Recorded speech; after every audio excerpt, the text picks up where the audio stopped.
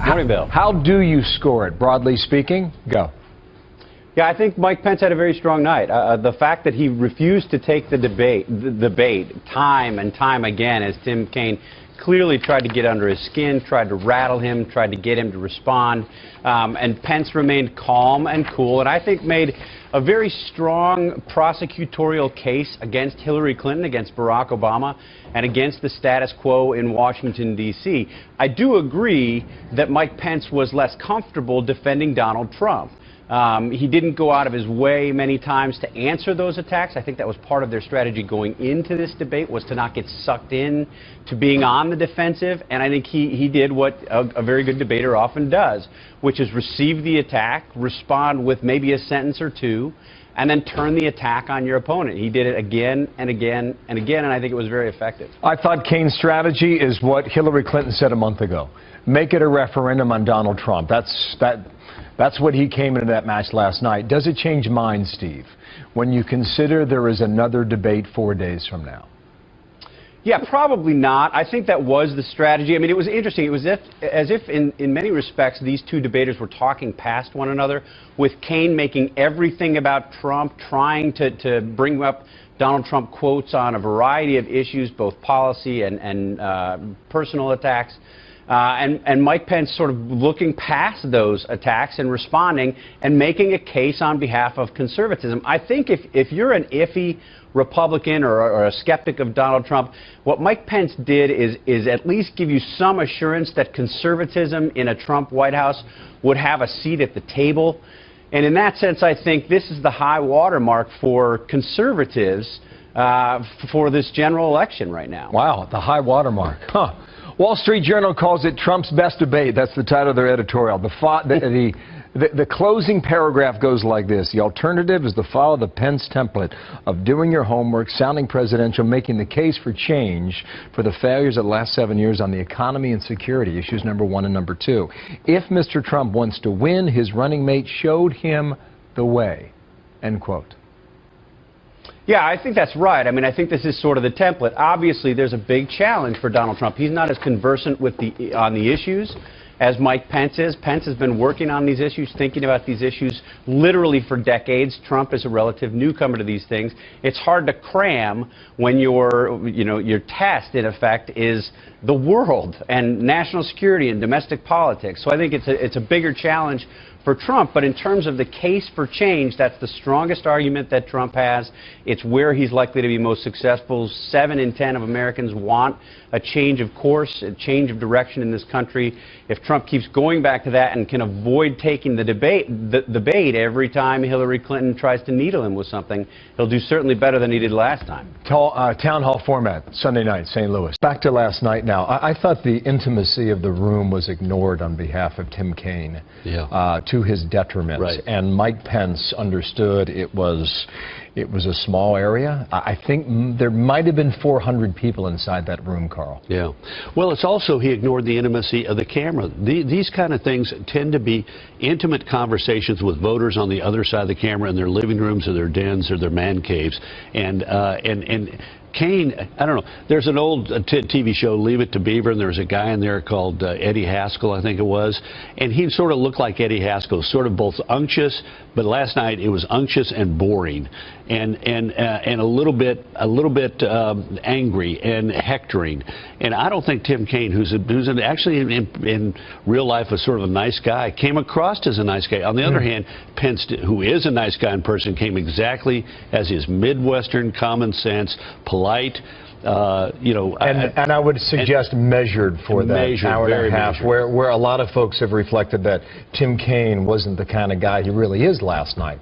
He was put into the role of being a bulldog, which is not his pursuit. And Governor Pence knew that don't take the bait. Have him throw all that stuff at him, pick 1 or 2 out of them, dismiss it, express sort of disappointment with the conduct of your opponent, and move on. Keep focused on the things that you need to be focused on. In a word, does last night change anything? No, it steadies things up, and that's important. It's just like 2004.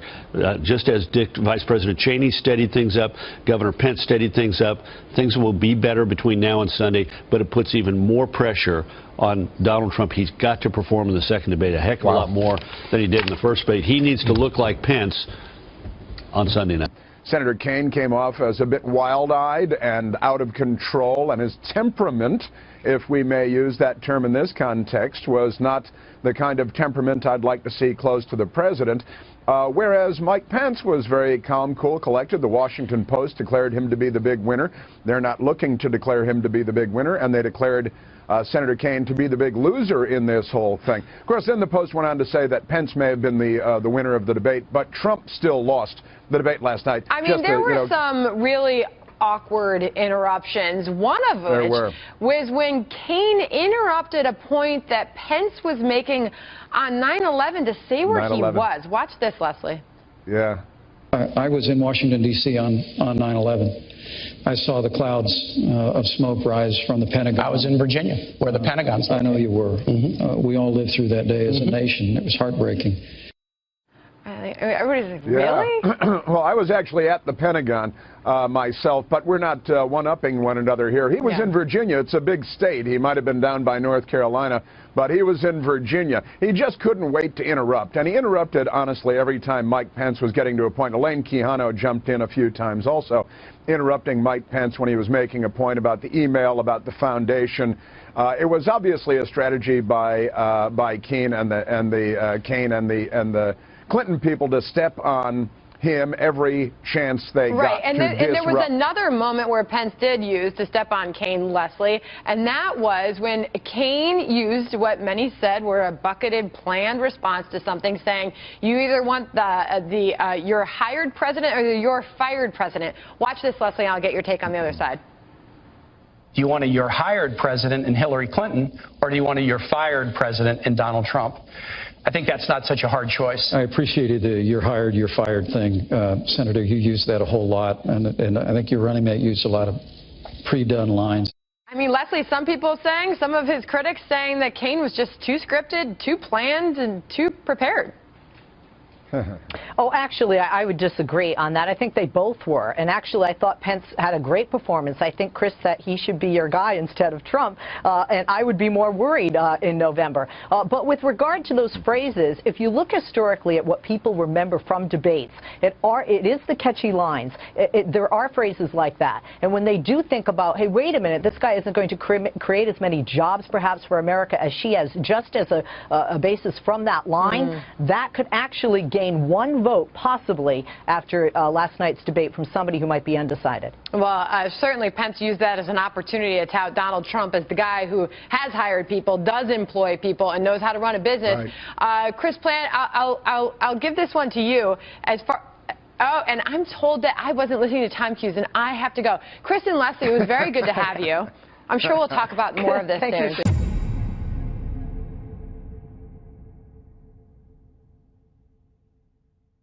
On the subject of interruptee.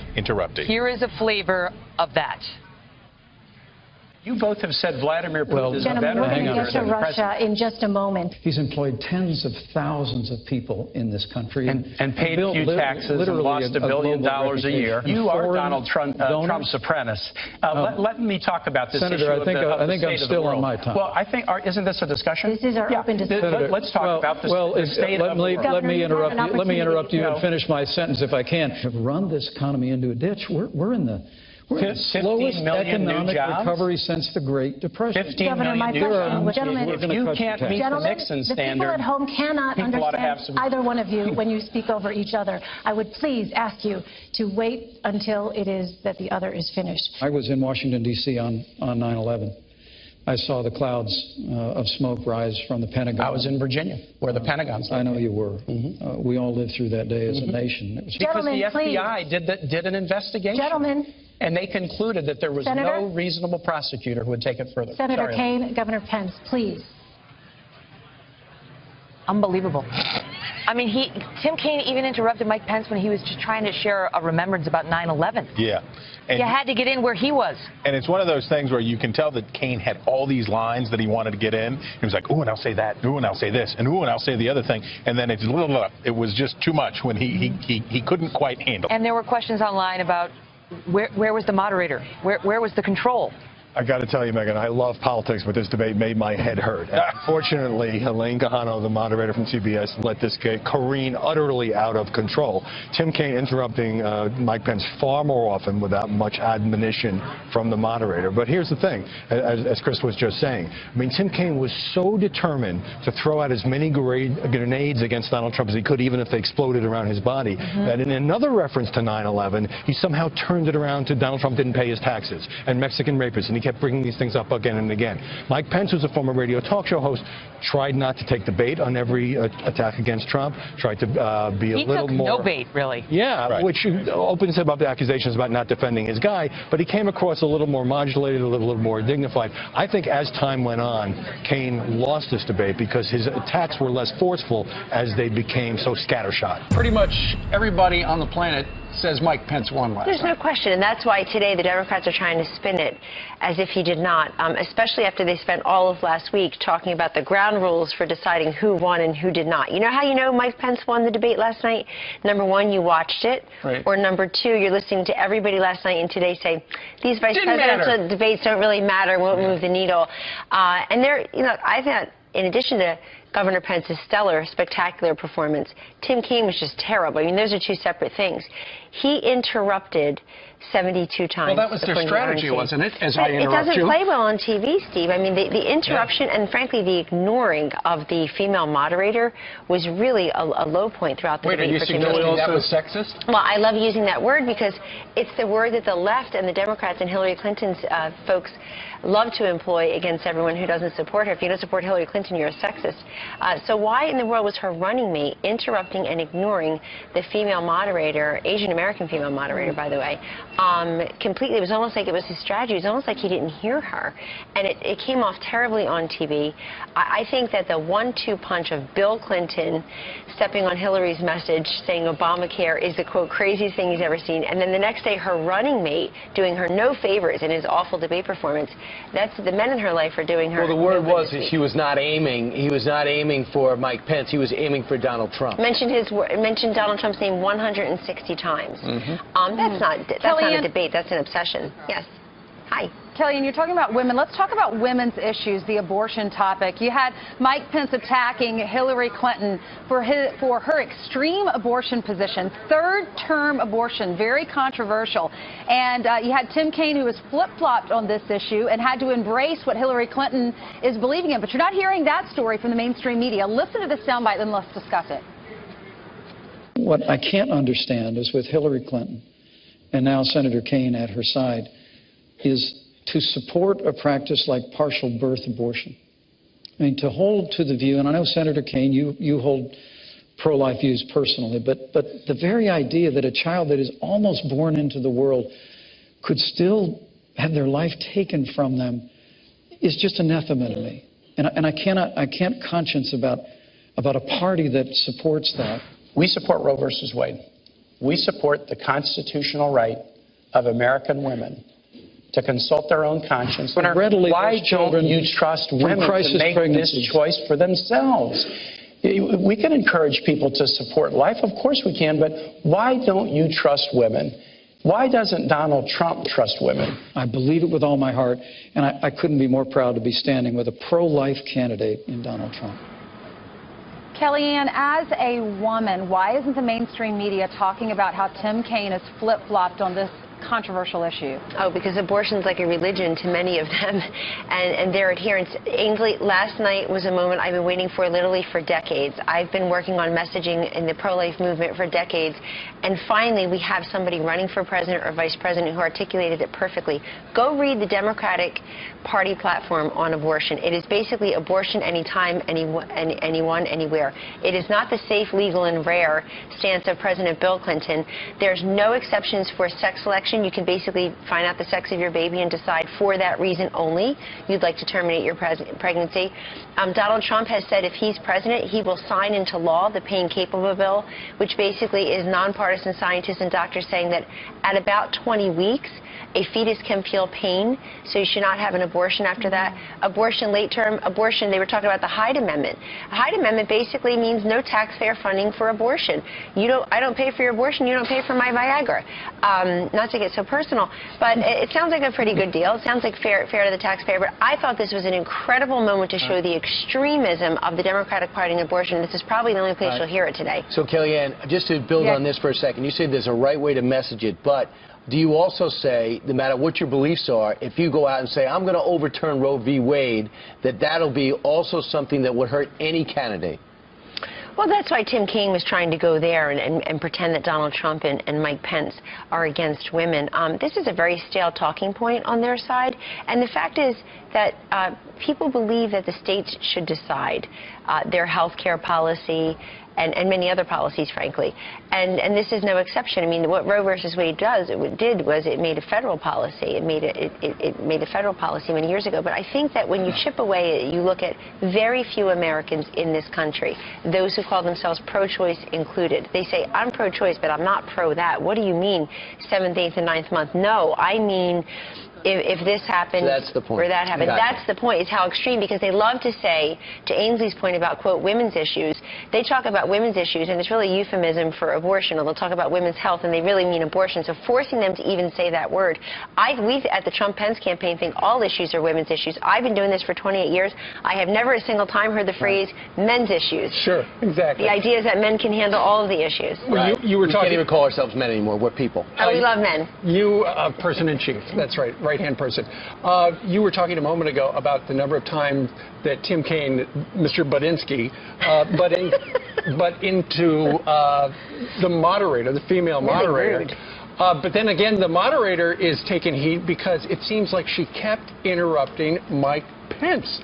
We got some soundbite. We don't have the soundbite. It's not important, but she did, what, 70 times? She interrupted 27 times, and according to Brett Bozell at the Media Research Center, she asked Mike Pence 8 really hard questions, and she asked Tim Kaine 1 really hard question. Well, and that as it is, you see who won the debate hands down. I think Governor Pence just came, and he actually broke new ground. The thing I would say about Tim Kaine's performance last night is he sounded like all the Hillary Clinton paid advertising. He sounded like what the campaign's been about. He just kept on, chortling the same sound bites, and it's not fresh material for Americans. Right. Kellyanne, go ahead, I agree with you. Kellyanne, he wanted to get his point, his talking point that his coaches had told him to talk about Donald Trump not paying taxes, even though that was legal. So I thought this was bizarre. He tried to say, because Donald Trump hasn't paid taxes, therefore he must not like America, therefore he must not like the military. Listen to this, and then we'll get your reaction. The New York Times story suggested that he probably didn't pay taxes for about 18 years starting in 1995.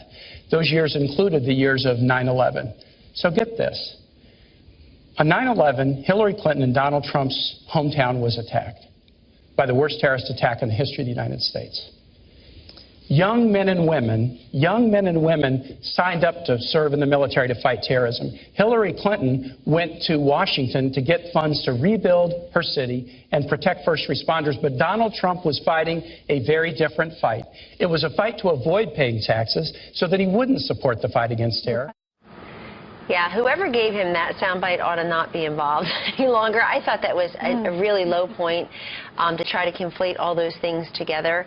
9/11 was a national tragedy, and Hillary Clinton was in the United States Senate and did what many people did on a bipartisan basis, which was fight for the 9/11 first responders. But also, I did feel in that moment that Tim Kaine was on, he was really on very shaky ground, because he's sitting next to a guy like Tim Kaine, who has a son who's a U.S. Marine, and I think that if Donald Trump has made his campaign about anything other than make America great again, build the wall, it's been the veterans and the military and law enforcement. Right. I do want to bring you to the big issue, Vladimir Putin and taxes, the big thing about Donald Trump not paying taxes. That's been the buzz since Sunday's story came out, and did he release his taxes? Yesterday, Donald Trump brought up George Soros Soros, who had a $1.6 billion loss, and another Warren Buffett had another multi-million-dollar loss. How does that apply and help define what Donald Trump did? Well, it helps define it in this way, in that the tax provision that Donald Trump used in 1995 has been on the books, Brian, since 1918. And if President Obama and his democratically controlled House and Senate felt so passionately that it should be eliminated, why didn't they make that a priority when they had control of Washington? The other thing is, and Tim Kaine knows this, so he was being disingenuous, Donald Trump has paid hundreds of millions of dollars in taxes over a decade. City, local, and state taxes, federal payroll taxes, property taxes, real estate taxes, sales taxes, excise taxes. The man has contributed mightily to our economy and has done something Tim Kaine and Hillary Clinton have never done, which is create a job. And so sign the front of a paycheck, not just the back of a paycheck. So I thought that was a really low moment. The other thing about the tax provision in 1995 is two things. Number one, the New York Times said he may not have paid taxes for a number of years. We don't know. Number two, in years that he did make a profit, this being a very profitable man, obviously, in years he did make a profit, of course he paid income tax like the rest of us do. I read a tweet this morning, if more liberals paid taxes, they would know that anybody could write off investment losses. But, well, that's something else. Sunday in St. Louis, the presidential candidates are going to go head-to-head at Washington University. What can we expect from Donald Trump? Oh, powerful performance, a great format, the town hall format, engaging people in the audience. I think it's a much better format for him than for Hillary Clinton. He's just more practiced with, she's a much more practiced politician, certainly, and she rehearses things, obviously, but as does Tim Kaine. But he's more practiced dealing with people one-on-one. That's what he does, you know, in these rallies, and when he comes off of the rallies, he's engaging with people for sometimes an hour or longer afterward. And I think he's going to take the case right to her. We really appreciate President Bill Clinton coming out this week and telling us all what a disaster Obamacare truly is, and saying it's the craziest thing in the world. He's becoming our best surrogate, by the way. You can invite him here next time in my place, and take the case to her. Look, this campaign is what it's always been about: past versus future, failed politician, typical politician versus successful businessman. If you are part of the 70% of Americans who say you want to take this country in a new and different direction, you're with Donald Trump and Mike Pence. All right, Kellyanne, we will definitely be watching. How does what happened last night, I assume that will help Donald Trump going into this next debate, because many people, the majority of people we're hearing from are saying that Mike Pence won last night. Well, Mike Pence won for those, you know, scoring the winners and losers, but he did something else, which is he reminded people the great judgment and leadership that Donald Trump has exercised here. The very first decision you make as a presidential nominee is who is your running mate. And as Ronald Reagan said, personnel is policy, and the selection of Mike Pence to be Donald Trump's running mate really showed what great judgment and leadership he has. Well, you must be pooped. You better go take a nap. You left at 3 a.m. Kellyanne, thank you very much. Got the 3 a.m. call, Brian. Absolutely, and you answered it. All right.